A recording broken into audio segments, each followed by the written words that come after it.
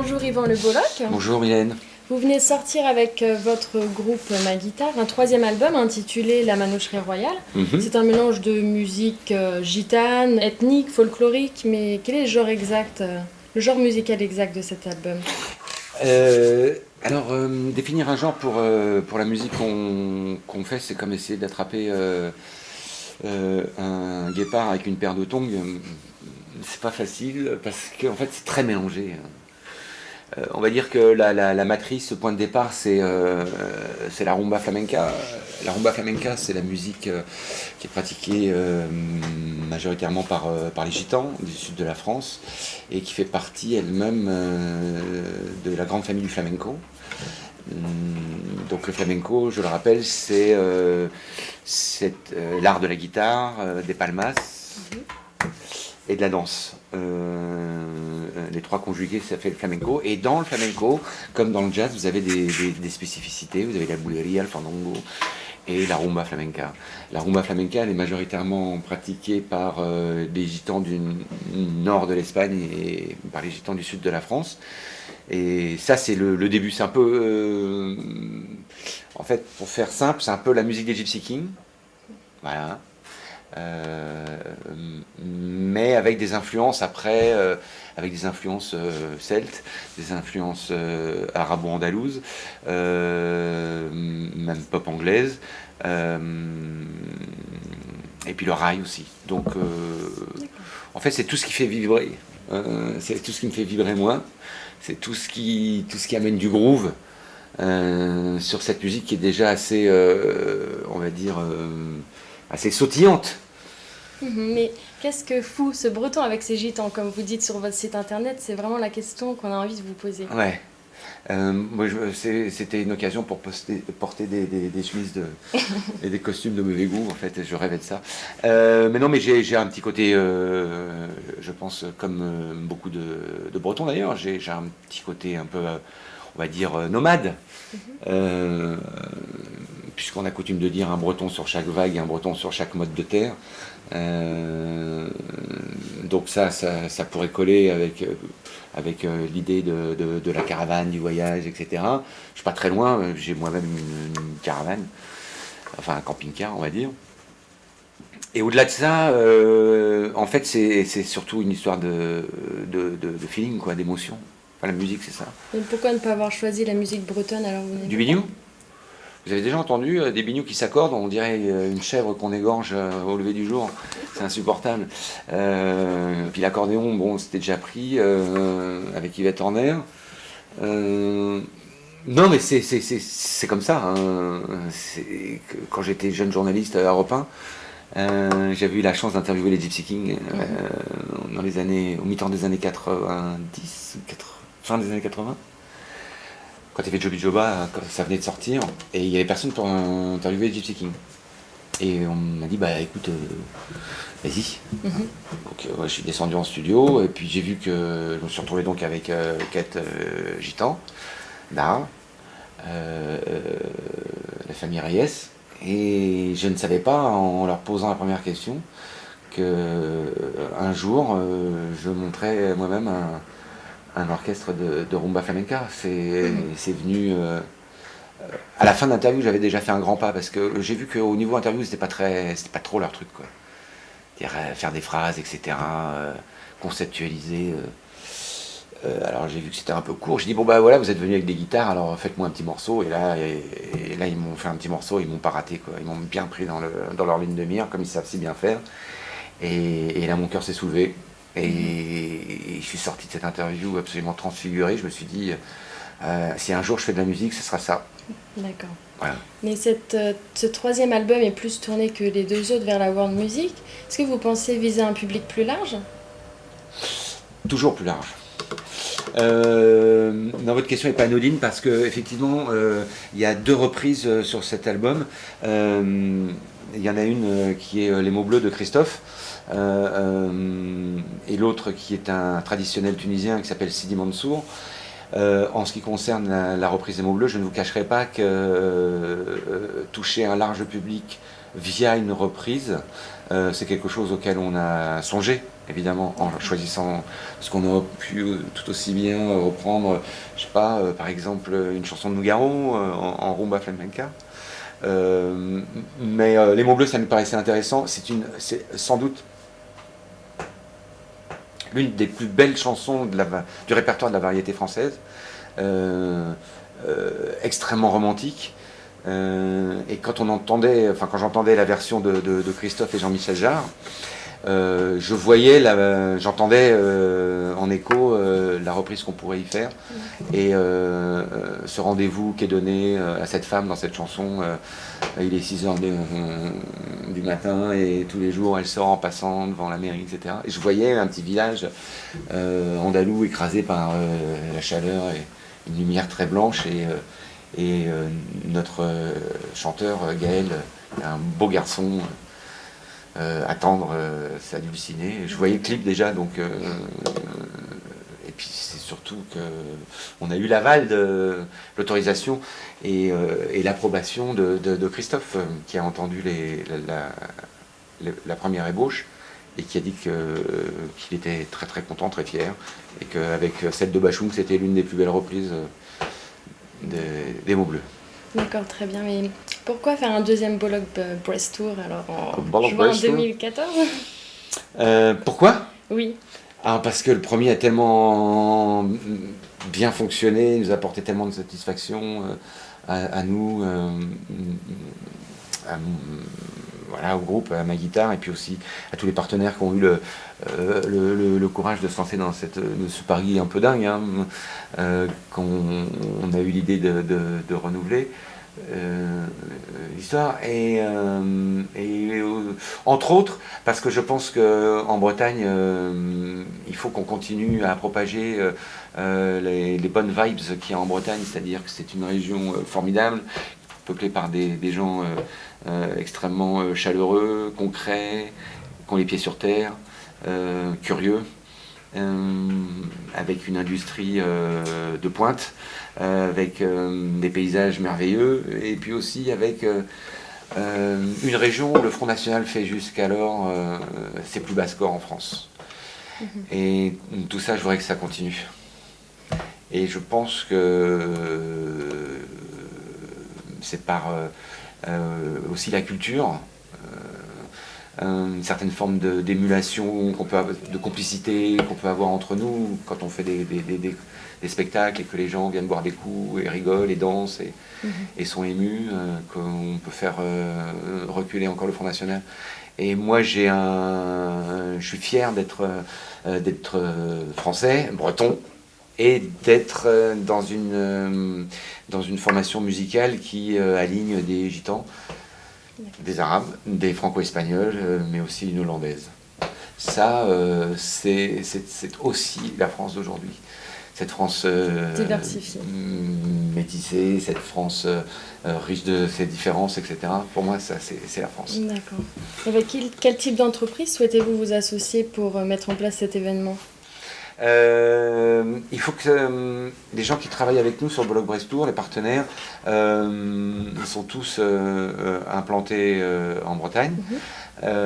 Et en plus de ça, ils ont tous un côté vertueux. C'est-à-dire que on va pas associer l'image du Bollock Brass Tour avec des gens qui font des conneries avec la nature, par exemple. On ne va pas associer le Bollock Brass Tour avec des gens qui, pour satisfaire leurs actionnaires, ferment des usines. Faut que ça soit vertueux, faut que derrière il y ait une perspective, faut que ça soit, voilà, faut que, par exemple, Armor Luxe, c'est une entreprise j'allais dire de bonnetterie parce que c'est eux qui ont fabriqué les bonnets rouges. Et qui ont fabriqué les bonnets rouges, mais c'est aussi et surtout une usine de petites mains à Quimper avec des femmes qui reprennent le tissage d'il y a. Et donc c'est une boîte qui relocalise plutôt que de tout faire fabriquer pour pas cher en Chine ou au Maroc. Il y a une volonté de la part de Jean-Guy Le Floch et des dirigeants, je pense, d'Armor Luxe, de donner du boulot en Bretagne. D'accord. Voilà. Donc il faut que... Voilà, il faut que... Là, il y a 2 ans, on bossait avec la SNCF. La SNCF, tant qu'elle voudra faire la liaison entre Paris et Brest avec le TGV, ça nous intéresse parce que c'est un projet qui fait avancer la Bretagne. D'ailleurs, quelle est votre position par rapport au bonnet rouge? Ma position, alors ça va prendre vraiment... Ça peut prendre beaucoup de temps parce que parler des bonnets rouges, c'est non seulement parler de l'état économique de la Bretagne, mais aussi des rapports entre la région et Paris, d'évoquer aussi l'alliance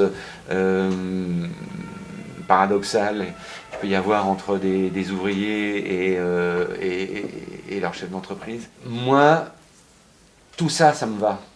C'est-à-dire des gens qui disent il faut nous aider, il ne faut pas nous mettre des bâtons dans les roues, il faut nous aider.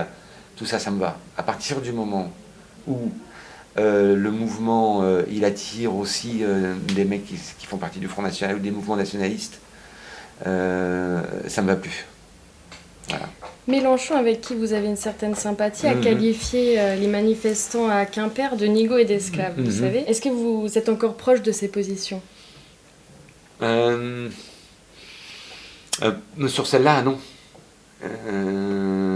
Sur celle-là, non. Parce que en disant ça, je pense qu'il y a une dimension qui échappe à Jean-Luc Mélenchon. Il y a une dimension humaine. Il faut vivre en Bretagne, ou en tout cas connaître très bien la Bretagne pour savoir que en Bretagne, on peut aller boire un coup avec son patron, son chef d'entreprise. D'ailleurs, on dit plutôt un chef d'entreprise en Bretagne qu'un patron, parce qu'un patron, c'est un côté, je fais avancer mes ouvriers avec à la baguette. On n'est pas dans la lutte on n'est pas dans le schéma habituel de la lutte des classes en Bretagne. Je pense que le tissu économique, il est fait notamment de PME. Et donc, quand on a une boîte où il y a 5 ou 12 personnes, son taulier, on le voit tous les matins. Son patron, on le voit tous les matins, parce qu'il bosse comme les autres. Et donc là, voilà, je pense que les rapports sont différents. Et donc de ramener comment dirais-je, l'interactivité ou la collaboration ou la proximité qu'il peut y avoir entre les ouvriers et le patronat en Bretagne à des rapports maître-esclave, je trouve pas ça juste. Je trouve ça faux. La Bretagne, c'est vraiment un truc je pense que c'est un truc à part dans les rapports humains. Mais je pense aussi qu'elle doit entendre ce que... je parle de toute la région. Je pense aussi il est plus que temps qu'elle entende les messages que nous envoie la terre, la mer, les sous-sols, etc. Il faut qu'on entende ça. Il ne faut pas qu'on soit là en train de dire non, on n'a pas pollué les nappes phréatiques en Bretagne. Non. On n'a pas bousillé le littoral. Non. Il faut entendre ça. D'accord, très bien. Alors Manuel Valls a dit que... Ah, Manuel Valls. Manuel Valls a dit que beaucoup Manuel qui est catalan, d'origine catalane. C'est un espagnol, Manuel Valls. Ses parents étaient d'origine... Enfin, sûrement d'origine espagnole, tout comme lui. Et c'est marrant parce que je fréquente, moi, la plupart des gitans avec lesquels je travaille, ce sont des catalans. D'accord. Parenthèse. Manuel Valls, c'est le mec qui, à l'occasion d'une émission de télé, avait oublié qu'il avait un micro HF branché sur la chemise, et quand il est arrivé sur le marché d'Evry, la ville dont il était le maire, il a dit à son premier adjoint, tu peux pas aller me chercher quelques blancos parce qu'il y a vraiment trop de noirs ici. On parle bien du même Manuel Valls, qui est aujourd'hui ministre de l'Intérieur d'un gouvernement de gauche. C'est bien celui-là? Exactement. Ok, très bien. Il a justement dit que beaucoup de familles roumaines n'ont pas de projet d'intégration. Est-ce que vous pensez qu'on peut vivre malgré des différences? Est-ce qu'on peut vivre malgré des différences? Vivre ensemble.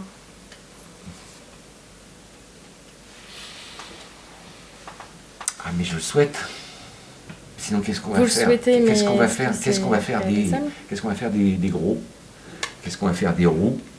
Qu'est-ce qu'on va faire des chômeurs? Qu'est-ce qu'on va faire des handicapés? Qu'est-ce qu'on va faire des gitans? Qu'est-ce qu'on va faire des Ouessantins? Oui, je souhaite, bien sûr, je souhaite. Après, entre le monde idéal et la réalité, voilà, l'afflux 20 000 au total Roms, des populations qui viennent de toute l'Europe et qui arrivent en France, en Italie, en Angleterre. En France, ce sont les moins nombreux d'ailleurs. La France, c'est le pays, entre guillemets, le moins accueillant en ce qui concerne les Roms.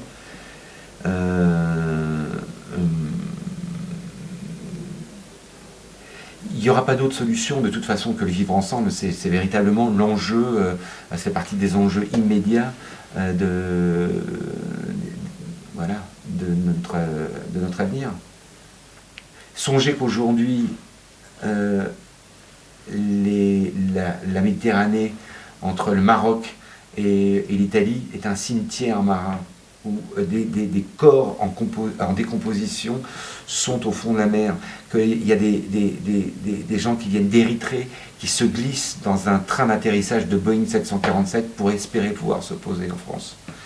Donc, quelle que soit la hauteur des murs qu'on pourrait construire éventuellement, comme le proposent des leaders politiques étêtés, qui courent comme des lapins sans tête, ils viendront. Ils viendront. Soit on s'occupe du développement économique de l'Afrique et on arrête de les piller, soit il faut se préparer à avoir des vagues d'émigration et vivre avec eux. Vous pensez que la Bretagne est une terre accueillante et solidaire? Ouais. En quoi le voit-on? Jusqu'alors, parce que je l'ai vérifié de deux façons, c'est que les gitans avec lesquels je travaille m'ont dit Yvan, on n'a pas l'habitude d'être reçus comme ça, nous, dans les endroits où on va. C'est-à-dire qu'il y avait des Bretonnes à la fin des concerts qui allaient voir quelques gitans qui leur disaient bon, voilà, moi j'ai 2000 mètres carrés de land derrière chez moi, vous pouvez venir avec votre famille aussi, mettre votre caravane derrière chez moi, vous serez bien accueillis. D'accord. Donc, ouais, ça c'est un signe parmi d'autres. Voilà, on a été, je crois, les deuxièmes à avoir un maire noir en Bretagne. Je crois que le premier c'était en 1920 dans la ville de Monsieur Fillon. Mais le deuxième, dont on se souvient, c'est Kofi Annan, je crois, Magnan, je me souviens plus son nom. Et puis, parce qu'on est aussi... parce que voilà, on est un peuple de voyageurs en Bretagne. Et on a été partout.